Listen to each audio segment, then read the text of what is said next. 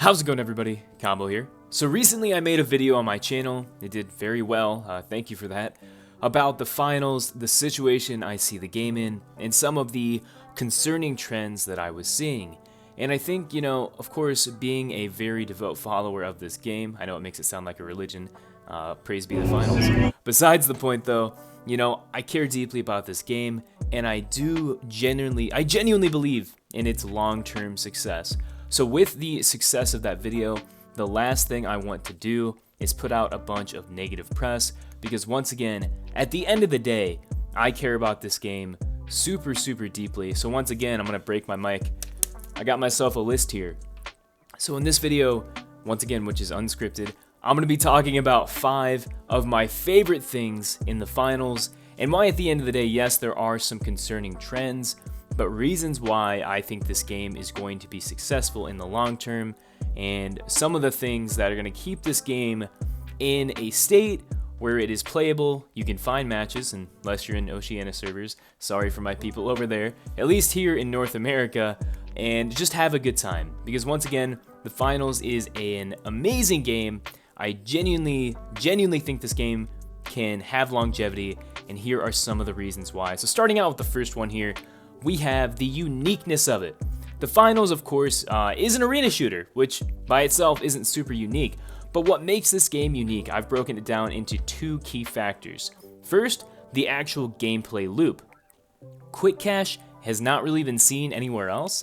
The idea of going in, the cash outs, the cash box system. I'm sure you can find games that have done it similarly, but the execution of this game mode, and I'm not here to say Quick Cash is perfect by any means. Once again, I've talked about it on stream a bunch. I don't think Quick Cash is the most competitive game at all. Once again, but look at Terminal Attack. You know what I'm saying? Like, even if it's more competitive, I say that with air quotes, it doesn't mean people enjoy it. Quick Cash is super fun, it's super unique, and people love it. And at the end of the day, the replay value of Quick Cash, regardless of how many times you've played it, getting that last second cash out steal is it's an awesome experience. It gets the blood pumping, it's really fun. The other component of uniqueness is the aesthetic, the game show aesthetic of the finals, the announcers, the gameplay, just the visuals of the finals are amazing. So I always wanted to put that in there when I talk to my friends, or I try to tell people, yes, I do have friends, believe it or not, I do have friends.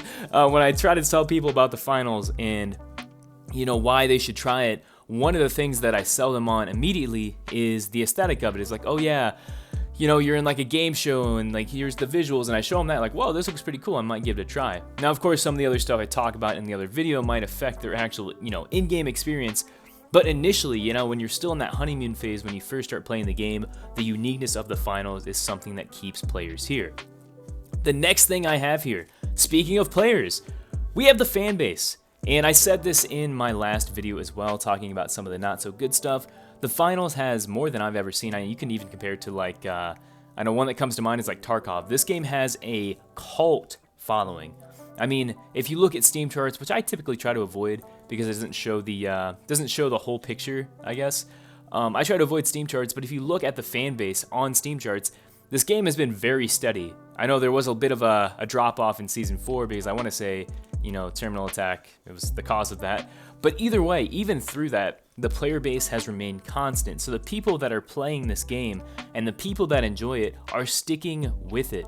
Once again, even if that is a small percentage, once again, we only see the accurate numbers on Steam. I can only assume the same thing is happening on consoles, because even in my experience, I came from console.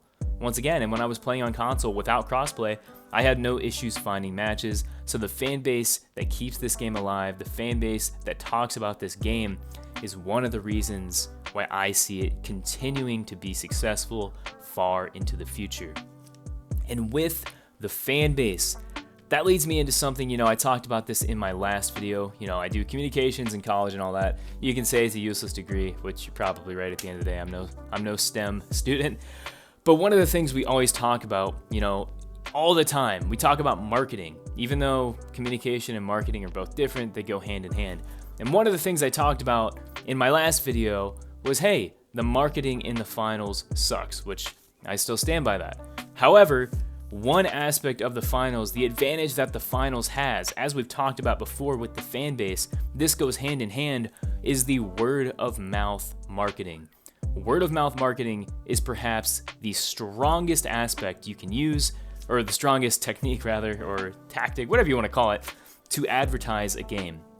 At the end of the day, right, looking at an advertisement online, if it's really well put together, there are people who value different things, but the majority of people are going to listen to their friends.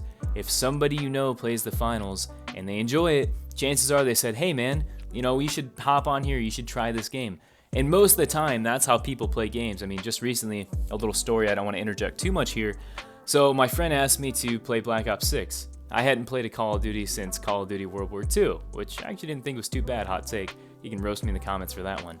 And I saw Black Ops 6, I was reading all the reviews and stuff on it, and I was like, man, this looks really, really bad. And every part of my soul was telling me, Combo, don't buy it. It's gonna, just don't do it, please don't. And at the end of the day, right, it was that word of mouth marketing. It was my buddy insisting that this game was worth the money. It wasn't. If you played the game, I'm sure. I don't want to hate on what people like, but no, it was not worth the money. But I tried it against all of my better judgment because my buddy used word of mouth marketing. I played the game. So once again, going back to that, the finals, the fan base, the uniqueness, the word of mouth marketing with the finals is super, super strong. So once again, that's one of the aspects that I really think gets overlooked sometimes. And even, I'll admit, in my video, I did overlook that, to an extent. Once again, I talked about the fan base, but specifically going into that word of mouth marketing, this game and its community is perhaps the most positive community I have ever in my entire time playing games been subject to. Once again though, I've also, played some pretty toxic games. When I was younger, I played League, so, that can tell you the bar's set pretty low. And then I came from Destiny 2 not too long ago, once again, a infamously toxic community. So once again, the bar's set pretty low, but, jokes aside, the finals community utilizes word of mouth marketing in a way that is both beneficial and in a positive manner. They're not shaming people. They're not like, hey, you're bad if you don't play this game. Very positive, very good sentiment around the game, which leads to good word of mouth. The next one I want to talk about is influencers, right? In the finals, content creators. Now this one, I don't want this to sound like I'm shilling to try to get like an Embark creator sponsorship or whatever, unless you want to Embark, oh my God. No, I'm joking. Besides the point, the influencers in the finals, Embark, if you didn't know this, has a content creator program where they actually pay creators for making videos, I'm not exactly sure how it works because I'm not a part of it, but essentially Embark is reaching out to content creators to market their game. And this is a really strong strategy as well, because this goes right back to word of mouth marketing. But when you pay a bigger influencer to make, a video about the finals, even just one video, like imagine, let's say Critical got paid. I know that's probably not a good, a good example because he plays like everything. But let's say Critical, right? Embark pays Critical, hey, talk about the finals, play this game, give them your honest opinions. And most of the time, right, people's honest opinions of this game are positive because, once again, the game is good. So they utilize these influencers and this content creator program to once again market that game, which is eventually going to lead to longevity. And I talked about this at the beginning of Season 5 as well. Should the finals continue to talk to these influencers and these content creators within the finals community and ensure that there is a strong, tight-knit bond between those influencers and those creators, it's going to keep people retained. Because if you didn't know, right, engagement of the actual player base playing the game and people watching the game are two completely different statistics, but they tie into each other. The more a person watches a game, the more they're likely to play it, right? In a world where more people watch games than they play them, this is really important. And once again, going back to that content creator program, the more eyes we can get on the finals, the more people are likely to play it. So should Embark continue to do this, we're going to keep seeing an increase in players in the future potentially, but at a minimum, right, it's going to keep that player base consistent. So once again, influencer program, very, very good. And once again, this is kind of like, you could say, potentially hypocritical, but another thing I want to chat about here are these skins and cosmetics. And I talked about this in my last video. I said, hey, one of the downsides of free-to-play is the fact that, hey, shit's expensive. It's a free-to-play game. Doesn't mean just because you're playing the game doesn't mean you're entitled to something. I completely agree with that. But at the same time, right, you have to reward the players that play your game, even if they don't want to spend money initially, because once again, the longer somebody plays the game, the more likely they are to spend money. So give them some stuff initially. Once again, not trying to rant about all that once again, but what I'm telling you is, once again, the cosmetics in this game are hilarious and super high quality. I'm most specifically talking about the weapon skins, especially, you know, even all the way back in Season 1. I remember this clip went absolutely viral when it was the Holto SMG for the M11.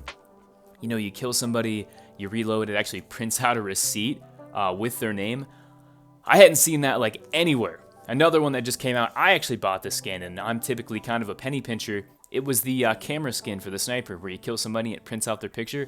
Once again, just so freaking cool. The cosmetics in this game are amazing.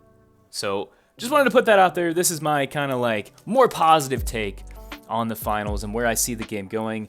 I will say this, you know, I don't stand back on my claim that it is concerning that the player base has stayed about the same and not grown at all.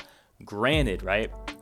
We are in the middle of a season. You can go all the way back to I think this was my season 3 or 4 video about the finals. Is the finals really dying? And I said no. Is the finals dying now? Never said that in my last video.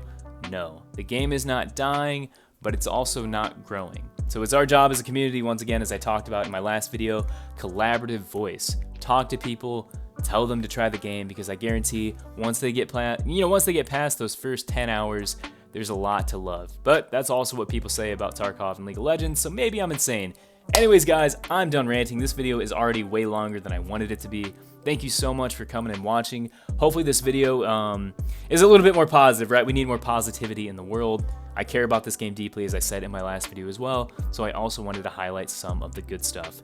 Anyways, guys, this has been Combo. Thank you so much for coming and watching. I hope you have a wonderful day. Stay warm, stay home, stay safe. All right, guys, this has been Combo. Peace out. Have a good one.